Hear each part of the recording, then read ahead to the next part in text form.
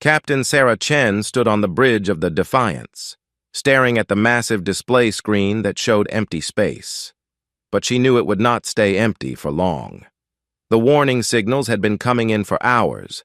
Something big was heading toward their small colony in the Kepler 442 system. Sarah was 35 years old and had spent most of her life in space. She had short black hair and sharp eyes that missed nothing. The colonists trusted her to keep them safe, and she took that job seriously. 50,000 people lived on the planet below, trying to build a new home far from Earth. "Captain, we're getting something on long-range sensors," said Lieutenant Martinez from his station. His voice was steady, but Sarah could hear the worry underneath. "Put it on screen," Sarah ordered. The display changed, showing hundreds of red dots moving toward them. No, not hundreds. Sarah counted quickly in her head. There were over 1,000 ships coming their way. Each dot represented a vessel much larger than anything in her small fleet. "My God," whispered Dr. Patel from the science station. "I've never seen so many ships in one place." Sarah had 12 ships to defend the colony. 12. The enemy had 1,000. The math was simple and terrifying, but Sarah had learned long ago that math did not always tell the whole story in a fight. "Open a channel," she said calmly. "Let's see what they want." The screen flickered, then showed the bridge of an alien ship. The creature sitting in the command chair was unlike anything Sarah had seen before. It had 4 arms, green scaly skin, and yellow eyes that seemed to glow. When it spoke, its voice was deep and rough. "I am General Vextar of the Zephyrian Hegemony," the alien said. "You will surrender your ships and your colony immediately. Resist, and we will destroy everything you have built here." Sarah looked at the alien general for a long moment. Around her, the bridge crew waited to hear what she would say. She could feel their fear, but also their trust in her. "I see," Sarah said finally. "And how many soldiers do you have, General?" Vextar's eyes seemed to shine brighter. 1,000,000 soldiers across 1,000 ships. Your 12 little vessels cannot hope to stand against such power. Surrender now, and your people will be allowed to live as slaves. Refuse, and they will all die." Sarah nodded slowly, as if thinking hard about the offer. Behind the general, she could see other aliens watching from their stations. They all looked confident, sure that the humans would give up without a fight. 1,000,000 soldiers, Sarah repeated. "That's impressive, General." "Yes," Vextar hissed. "More than enough to crush any resistance you might offer. Your weapons are primitive. Your ships are small and weak. You have no chance." Sarah smiled then, and something in her expression made the alien general lean forward in his chair. "You're right about one thing, General," she said. 1,000,000 soldiers is a lot." Her smile grew wider. "But from where I'm sitting, that looks like 1,000,000 targets to me." The alien general's 4 arms tensed.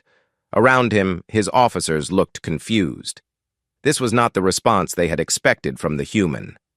"You dare to threaten the hegemony?" Vextar growled. "Your 12 ships against our 1,000? You are either very brave or very stupid." "Maybe both," Sarah admitted. "But I've been studying your people for months, General. Every battle record we could get our hands on. Every tactical report. And I've noticed something interesting about how you fight." "And what is that?" the general asked, his voice now cold and dangerous. "You always win the same way. Overwhelming force. Show up with more ships than the enemy can handle, and they surrender before the real fighting starts. It's worked for you for hundreds of years." "Because it is the smart way to fight," Vextar said. "Why waste resources when victory can be achieved through superior numbers?" "Exactly," Sarah said. "But you know what? You've never fought humans before." The general's yellow eyes narrowed. "What difference could that make? Flesh is flesh, metal is metal, numbers are numbers." "See, that's where you're wrong," Sarah said. Numbers only matter if both sides are playing by the same rules. But humans have this annoying habit of changing the rules in the middle of the game. The alien officers on the screen began talking among themselves in their own language. Sarah could not understand the words, but she could read the worry on their faces. "You speak in riddles," the general said. "State your decision clearly. Will you surrender, or will you force us to destroy you?"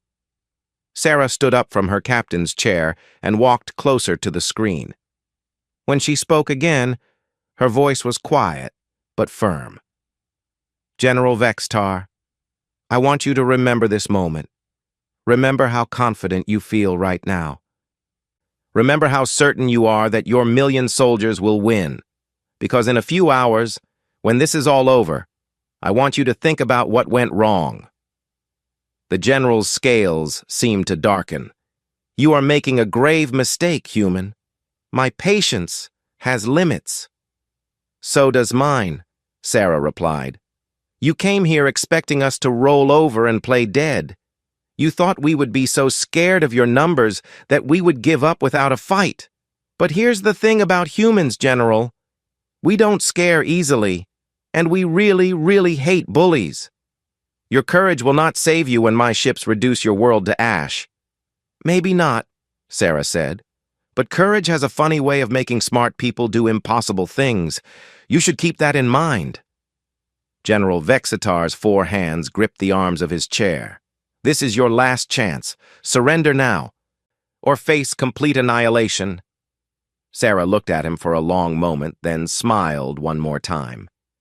"General, I've got 50,000 people counting on me to keep them safe. 12 ships against your 1,000. 1 million soldiers pointed at my home." She paused. "You're right. The odds are pretty bad. For you." The screen went black as the connection ended. Around the bridge, Sarah's crew stared at their captain. Finally, Lieutenant Martinez spoke up. "Captain, what's the plan?"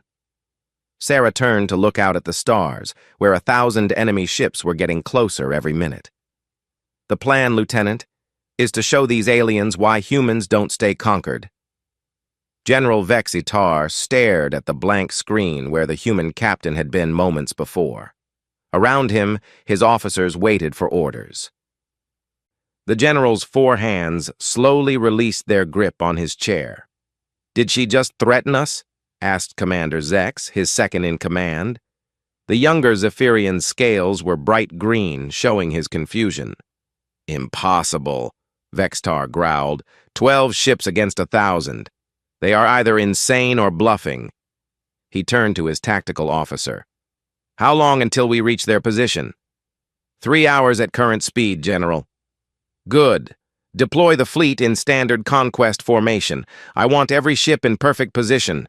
When those humans see our full power, they will realize their mistake." On the main screen, the Zephyrian fleet spread out across space, like a giant wall of metal and death. Each ship was 3 times larger than the biggest human vessel. Their hulls gleamed with the dark metal that made Zephyrian armor so strong. Weapon ports glowed with energy, ready to fire. The formation was beautiful and terrifying. Vextar had used it to conquer 47 different worlds. No enemy had ever stood against it for more than an hour. Meanwhile, on the Defiance, Captain Chen watched the enemy fleet approach. Her crew was busy at their stations, but she could feel the tension in the air. "They're coming in standard formation," reported Lieutenant Martinez, "just like in the battle records we studied." "Perfect," Sarah said quietly. "Signal the other ships. Begin withdrawal to the asteroid field." "The asteroid field?" Dr. Patel looked up from her station. "Captain, that's not exactly the best place for a space battle." "Depends on what kind of battle you're planning," Sarah replied with a small smile. The 12 human ships began moving away from the Zephyrian fleet. To anyone watching, it looked like they were running in fear. The vessels moved quickly toward a large field of asteroids that circled the outer edge of the star system.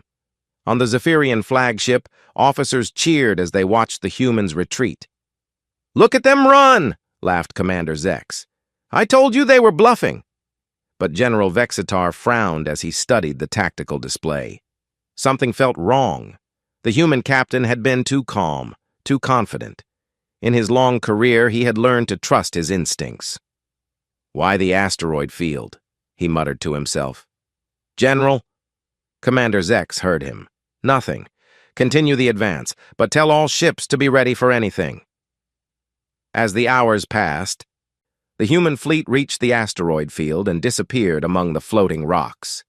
The asteroids were huge, some as large as small moons. They provided perfect cover for ships trying to hide. The Zephyrian fleet followed, still in their perfect formation. The general had to admit the humans had chosen their hiding place well. The asteroids would make targeting difficult. "General," called the tactical officer, "we're receiving a transmission from the human ships." "Put it through." Captain Chen's face appeared on the screen again. She was standing on her bridge, looking calm and ready. "General Vexitar, I wanted to talk before we begin. I have a question for you." "More threats?" the general asked. "Just curiosity. In all your battles, has anyone ever made you change your tactics?" Vexitar considered the question. "Why would they? Superior numbers and overwhelming force always win. It is the natural order." "See, that's what I thought you'd say. Your people have been using the same strategy for centuries. Same formation, same approach, same result. It must get boring after a while." "Victory is never boring," the general replied. "But victory against the same kind of enemy, fighting the same way every time, that's not really a test of skill, is it?" The alien officers looked at each other.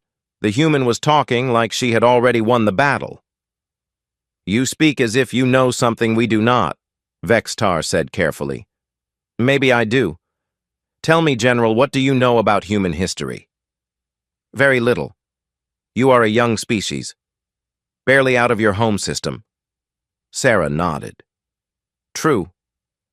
But we've been fighting wars on our planet for thousands of years, against each other. And you know what we learned?" "What?" "The side with more soldiers doesn't always win. Sometimes the side with better ideas wins. Sometimes the side that can adapt faster wins. And sometimes the side that's fighting for something important wins." General Vexitar's scales darkened. This human was beginning to annoy him. "Ideas do not stop plasma cannons," he said. "No, but they can make plasma cannons miss their targets, or hit the wrong targets, or never get the chance to fire at all." "Enough games," Vexitar growled. "Come out and fight or watch your colony burn." "Oh, we'll fight," Sarah said, "but not the way you expect. See, you've been conquering people who fight like you do. Line up their ships, match your numbers against theirs. Winner takes all. But humans learned a long time ago that there are other ways to fight." "Such as?" Sarah's smile returned. "Ever heard the story of David and Goliath, General?" Before Vexitar could answer, the transmission cut off again. The general sat in silence for a moment, thinking. Around him, his officers waited for orders. The asteroid field loomed ahead, full of hiding places and shadows. "Sir," Commander Zex asked quietly. "Proceed with the attack," Vexitar said finally, "but tell all ships to be extra careful. Something about this feels wrong." The Zephyrian fleet entered the asteroid field, maintaining their perfect formation. Their sensors swept the area, looking for the hidden human ships. The rocks were large and numerous, creating a maze of hiding spots. "Contact!" shouted the sensor officer. "I'm reading human ships scattered throughout the field." "How many?" "All 12, sir. They're spread out, moving independently." Vexitar studied the tactical display. The human ships were not staying together. Instead, they had split up and were moving in different directions among the asteroids. It was not a formation he recognized. "What are they doing?" Commander Zex asked. "I don't know," the general admitted. "But we have them outnumbered by more than 80 to 1. It doesn't matter what tricks they try." But even as he spoke the words, General Vexitar felt a cold chill run down his spine. The human captain had been too confident, too calm, and now her ships were moving in patterns that made no sense, unless they were not really trying to fight a traditional space battle at all. "General," the tactical officer called out suddenly, "I'm detecting some kind of activity on several asteroids. Energy readings, movement. I can't tell what they're doing." Vexitar leaned forward in his chair. "Show me." The screen displayed several large asteroids scattered throughout the field. Each one was showing signs of unusual activity, small energy signatures like mining equipment or construction tools. What could they be building out there? Commander Zex wondered. General Vexitar suddenly felt very uncomfortable. He had spent his whole career fighting enemies who followed the rules, but this human captain had already made it clear she didn't care about rules. "All ships," he ordered, "prepare for immediate combat. I don't like this."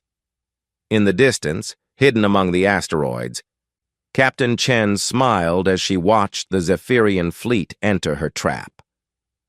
The Zephyrian fleet moved deeper into the asteroid field, their massive ships gliding between the floating rocks like giants walking through a forest. General Vexitar watched the tactical display, counting the distances between his vessels. Perfect formation, just as it should be. "All ships report ready for combat," Commander Zex announced. "Weapons charged, shields at maximum." "Good," Vexitar replied.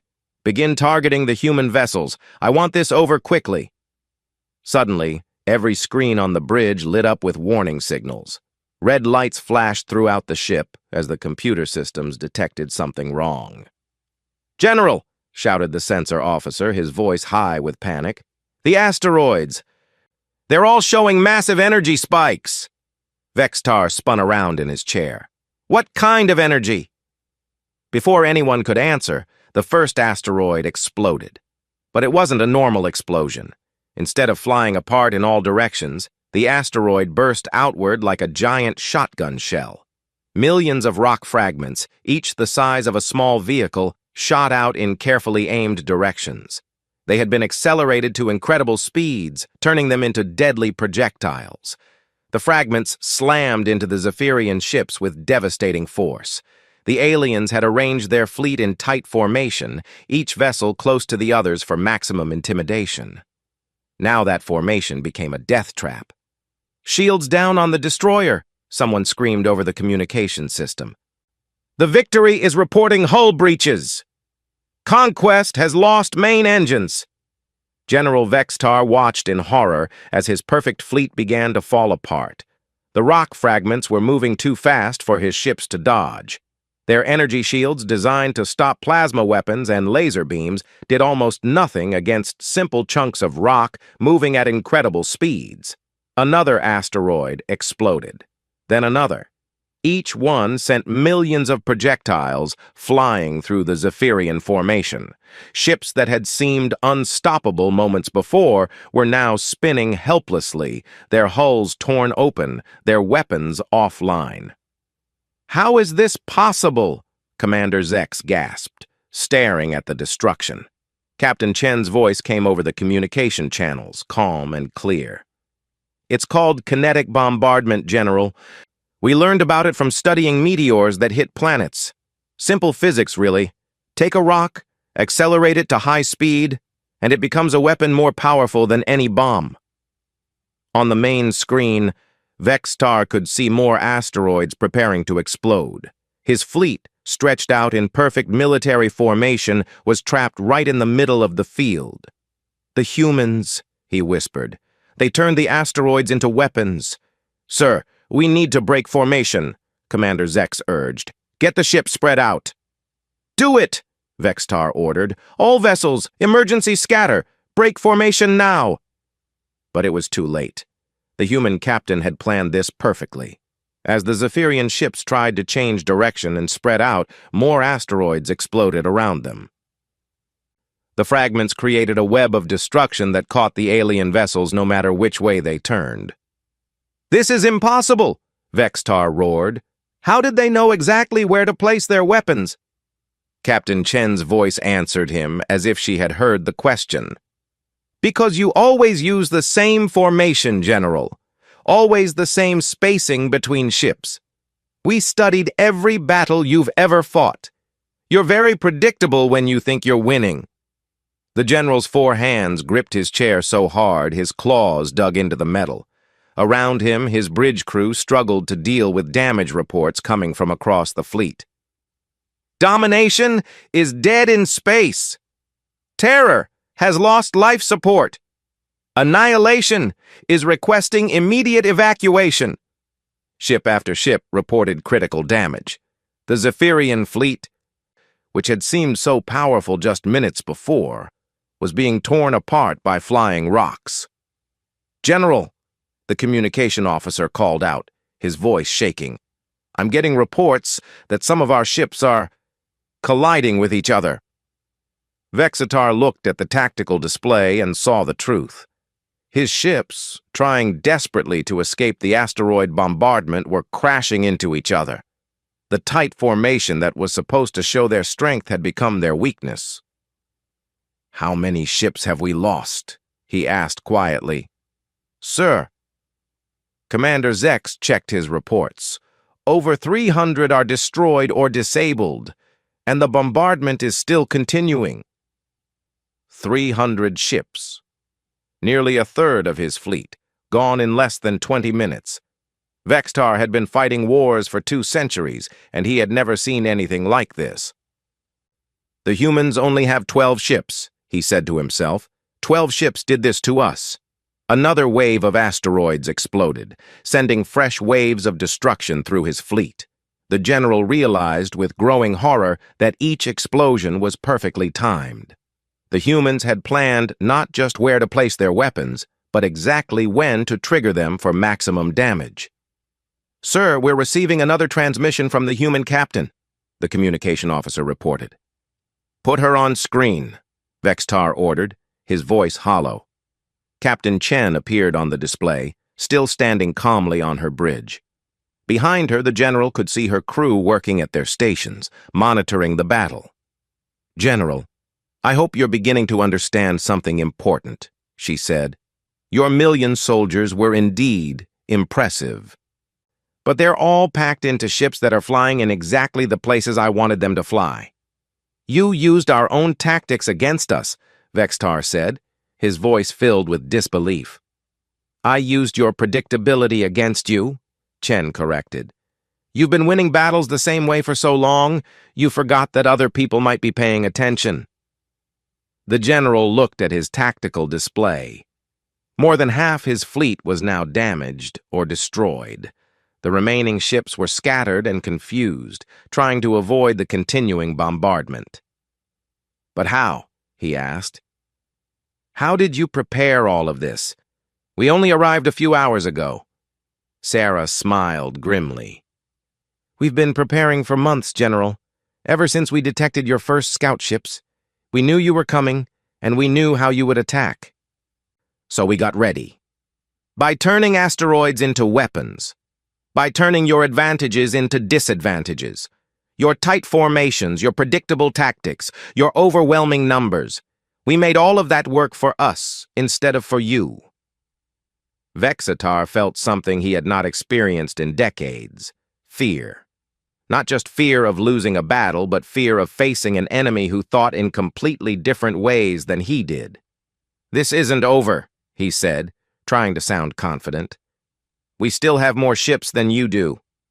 "Yes, you do," Chen agreed.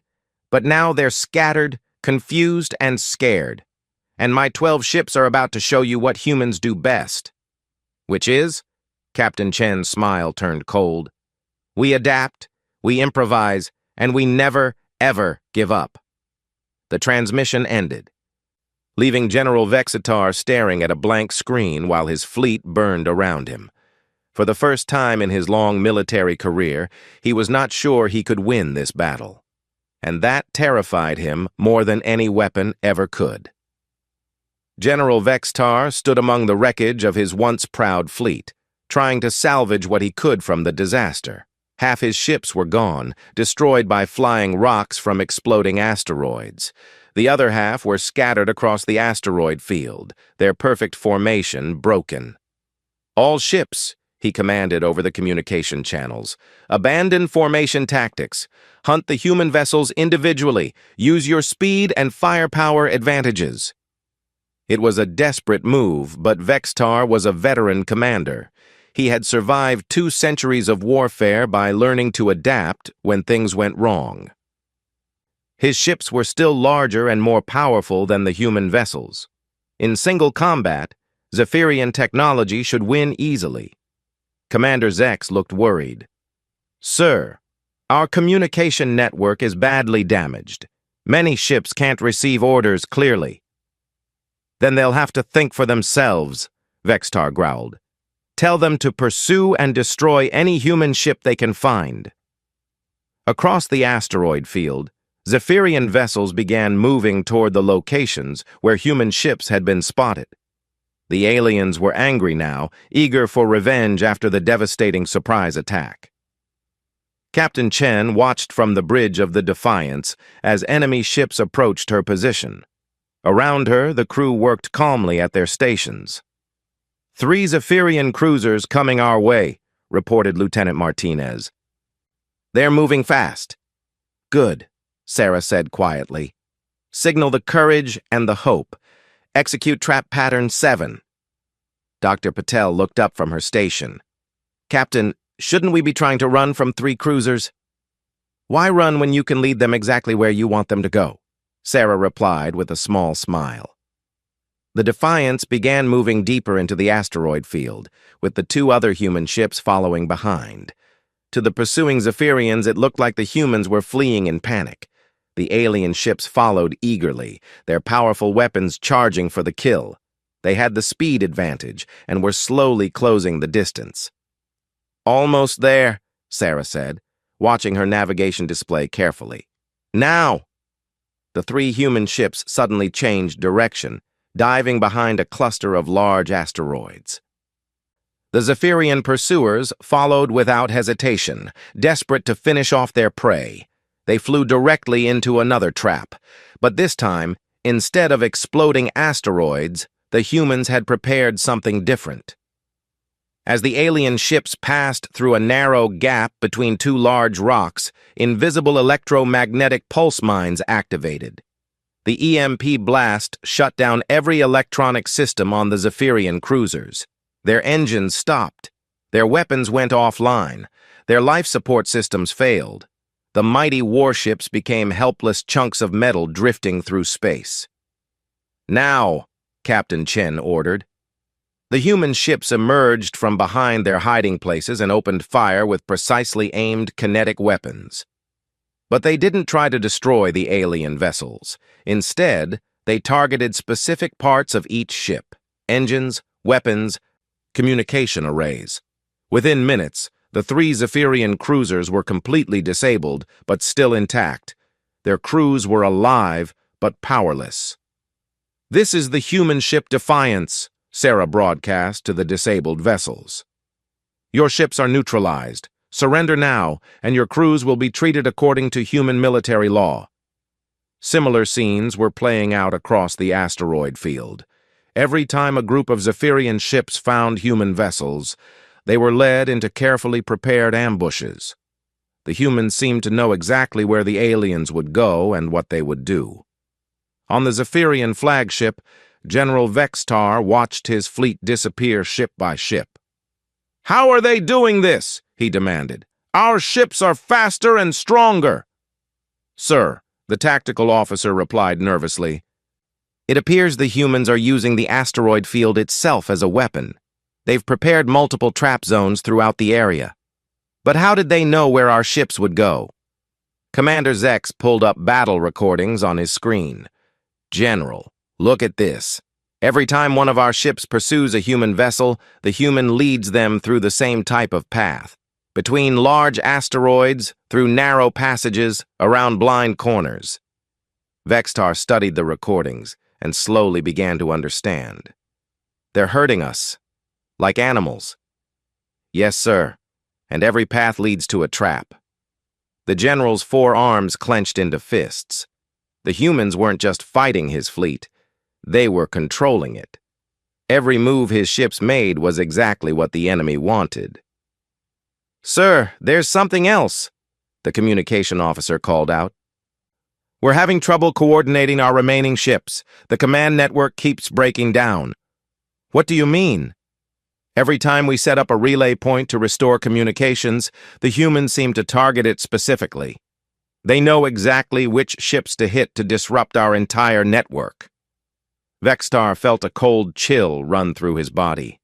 The humans weren't just winning random battles. They were systematically dismantling his fleet's ability to work together. "General," Commander Zek said quietly, "I'm beginning to think these humans understand our tactics better than we do." On the Defiance, Captain Chen was having a very different conversation with her crew. "The Zephyrians are having trouble adapting," Dr. Patel observed. "Their ships keep making the same mistakes." "That's because they're trained to follow orders from above," Sarah explained. "When their command structure breaks down, they don't know how to think for themselves." Lieutenant Martinez nodded. "But our crews can adapt in real time. Each ship can make its own decisions based on what it sees." "Exactly. While they're waiting for orders that may never come, we're already moving on to the next phase of the battle." Sarah looked at her tactical display, which showed the positions of all remaining ships in the battle. The Zephyrian fleet, once so organized and powerful, was now scattered and confused. More than 70% of their vessels were either destroyed or disabled. "Signal all ships," she ordered. "Begin final phase operations." Across the asteroid field, the remaining human vessels began moving toward specific positions. They had been preparing for this moment for months, and every crew member knew exactly what to do. The humans weren't just reacting to what the aliens did. They were 3 steps ahead, leading the enemy through a carefully planned sequence of defeats. General Vexitar watched helplessly as his remaining ships were picked off one by one. Each vessel that moved was led into another trap. Each group that tried to coordinate was separated and destroyed. "How many ships do we have left?" he asked, though he dreaded the answer. "Less than 200, sir, and most of those are damaged." 200 ships out of 1,000. 800 vessels destroyed or captured by just 12 human ships. "This is impossible," Vextar whispered. "No one defeats the hegemony like this." "Sir," the communication officer said hesitantly, "we're receiving another transmission from the human captain." "Put her through." Captain Chen appeared on the screen once more. But this time, something was different about her expression. She looked almost sad. "General Vextar," she said quietly, "I want you to understand something. We didn't want this fight. We're just people trying to build a new home among the stars." "Then why?" Vextar asked, his voice barely above a whisper. "Why are you destroying us so completely?" "Because you came here with 1,000,000 soldiers to enslave or kill 50,000 civilians. Because you've done this to dozens of other worlds. And because someone has to show the galaxy that bullies can be stopped." The general stared at her for a long moment. "How? How did 12 ships defeat 1,000? Sarah's expression softened slightly. "You want to know the real difference between your people and mine, General? When one of your ships loses contact with command, it becomes helpless. When one of our ships is on its own, it becomes more dangerous." "I don't understand." "Every human on these ships can think, plan, and adapt independently. They don't need orders from me to know what to do. But your soldiers have been trained to follow commands, not to think for themselves." Vextar realized she was right. His crews were waiting for orders while hers were already executing new plans. "This battle is over, General," Captain Chen said gently. "Surrender now, and no more of your people need to die." General Vextar looked around his bridge at his remaining officers. They were all looking at him, waiting for orders they knew would never come. For the first time in his long career, he had no idea what those orders should be. The bridge of the Zephyrian flagship was silent, except for the quiet hum of damaged systems trying to repair themselves. General Vextar sat in his command chair, staring at the tactical display that showed the complete destruction of his fleet. Out of 1,000 ships, only 97 were still capable of fighting. The rest were either destroyed, disabled, or floating powerless in space. His million soldiers had been reduced to fewer than 100,000, and most of those were trapped on ships that could barely function. "Sir," Commander Zek said quietly, "the humans are broadcasting on all frequencies. They're offering medical assistance to our damaged ships." Vexatar looked up in surprise. "Medical assistance? To their enemies?" "Yes, sir. They say any ship that needs help with life support or medical emergencies should signal them immediately." The general's mind struggled to understand this. In 2 centuries of warfare, he had never heard of an enemy offering to help wounded foes during a battle. "Are they trying to trick us somehow?" "I don't think so, sir. 3 of our ships have already accepted their help. The humans sent medical supplies and repair teams. They're actually saving our people's lives." Vextar stared at the screen showing the positions of both fleets. Human ships were moving between the wreckage, offering assistance to anyone who needed it. They weren't attacking the remaining Zephyrian vessels. They were helping them. "I don't understand these humans," he said finally. "Sir," the communication officer interrupted, "Captain Chen is requesting to speak with you again." "Put her through." Captain Sarah Chen appeared on the screen. She looked tired, but calm. Behind her, Vextar could see her crew continuing to work at their stations. "General," she said simply, "it's time to end this." Vextar looked around his bridge one more time, then back at the human captain. "What are your terms?" "Surrender your remaining ships and weapons.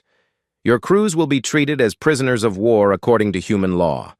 That means medical care, proper food, and safe living conditions until we can arrange to send you home." "Home?" Vextar was confused. "You're not planning to execute us?" Sarah looked genuinely surprised by the question. "Execute you? General, we're not monsters. You came here as invaders, yes, but your crews were following orders. Why would we kill them for that?" Because that's what conquerors do. The strong destroy the weak." "Maybe that's how the hegemony does things," Sarah said gently. "But that's not how humans do things. We believe that even our enemies deserve basic dignity and respect." Vextar felt something shift inside his mind. In all his years of conquest, he had never considered that there might be other ways to treat defeated enemies. "I have one question," he said slowly. "How? How did 12 ships defeat my entire fleet?" Sarah was quiet for a moment, considering her answer. "You want the tactical explanation or the real explanation?" "Both. Tactically, we studied your methods for months. We learned that your people always fight the same way, use the same formations, follow the same patterns. So we prepared traps specifically designed to turn your strengths into weaknesses." "And the real explanation?" "Your people fight to conquer. Our people fight to protect. When you're fighting to enslave others, you're fighting for greed and power.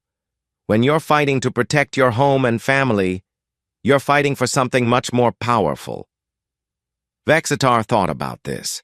He had spent his entire career fighting for the glory of the hegemony, for the expansion of their empire, but these humans were fighting for something different entirely. "There's something else," Sarah continued. "Your soldiers are trained to follow orders without question. Ours are trained to think for themselves. In a battle like this, where things change quickly, that makes all the difference." "You're saying our discipline was our weakness?" "I'm saying that blind obedience and true discipline are 2 different things. Our crews follow orders because they understand why those orders make sense. Your crews follow orders because they're afraid not to." General Vextar absorbed this information slowly. Everything he had believed about warfare, about strength and power, was being challenged by this human captain. "I surrender," he said finally. My remaining ships will stand down. Thank you, General. Your decision will save a lot of lives. Over the next several hours, Zephyrian ships throughout the asteroid field began powering down their weapons and surrendering to human forces. Medical teams from the human fleet worked alongside alien crews to treat the wounded and repair damaged life support systems. Vextar found himself aboard the Defiance, sitting in what the humans called a conference room. It was smaller and simpler than anything on his old flagship, but somehow more comfortable. Captain Chen sat across from him, along with Dr. Patel and Lieutenant Martinez. They had brought him food that his species could eat and made sure he was treated with respect, despite being a prisoner. General, Sarah said, I need to ask you about something important. The hegemony has conquered dozens of worlds. What happens to those people now? What do you mean? When word of this battle spreads, those conquered species are going to know that the hegemony can be defeated. They might start asking for their freedom back. Vexatar hadn't thought about this. For the first time, he considered what this defeat might mean for the rest of the galaxy. The hegemony's power comes from fear, he realized. If that fear is gone... Exactly. Other species might start fighting back, and they'll use the same tactics we used, studying your weaknesses, adapting to your methods, fighting smarter instead of just fighting harder.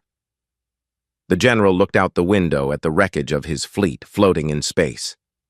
Each destroyed ship represented the end of the hegemony's reputation for invincibility. You've started something that will spread across the galaxy, he said quietly. We hope so, Sarah replied.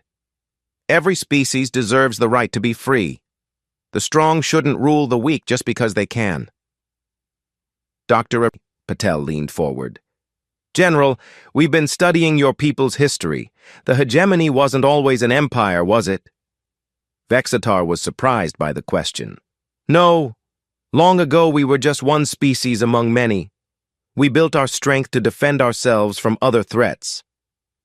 And somewhere along the way, defense became conquest? Yes, he admitted. We told ourselves that controlling other species was the only way to stay safe. But I think we forgot why we started fighting in the first place. Lieutenant Martinez spoke up. It's not too late to change. Your people could choose a different path. After this defeat, the hegemony leadership will never accept that. Maybe not, Sarah said. But you could, and maybe others would follow your example. Vexatar thought about this for a long time. He had spent 2 centuries serving an empire built on fear and domination. But these humans had shown him that there were other ways to be strong. What will you do with me? He asked. We're going to send you home along with all your surviving crews, but we hope you'll carry a message back to your people. What message? That the age of conquest is over. The galaxy is full of species that are smart, creative, and brave. They won't stay conquered forever. The hegemony can either learn to live peacefully with others, or it can face more defeats like this one. General Vextar nodded slowly. He understood now why the human captain had been so confident from the beginning. She wasn't just fighting one battle. She was fighting for an idea that would spread across the stars. 3 weeks later, Vextar stood on the bridge of a small transport ship, watching his home system grow larger in the view screen. Behind him were the surviving members of his fleet, all returning home with stories of impossible defeat and unexpected mercy. He thought about Captain Chen's final words to him. Strength isn't about how many people you can conquer, General. It's about how many people you can protect. When they reached home, there would be trials and investigations. The hegemony leadership would demand answers for the greatest military disaster in their history. Some would call for revenge, others would call for Vextar's execution. But the general had decided what he would tell them. He would tell them about 12 human ships that defeated 1,000. He would tell them about enemies who offered medical aid to the wounded. He would tell them about a species that fought not for conquest, but for freedom. And maybe, just maybe, he would convince some of his people that there was a better way to live among the stars. Behind him in space, the human colony continued to grow. Word of the battle was already spreading to other systems, carried by traders and travelers. Across the galaxy, conquered species were beginning to ask dangerous questions about their hegemony rulers. Captain Sarah Chen had been right about one thing. The humans had indeed provided 1 million targets for the Zephyrian fleet, but they had also provided the galaxy with something much more valuable: hope.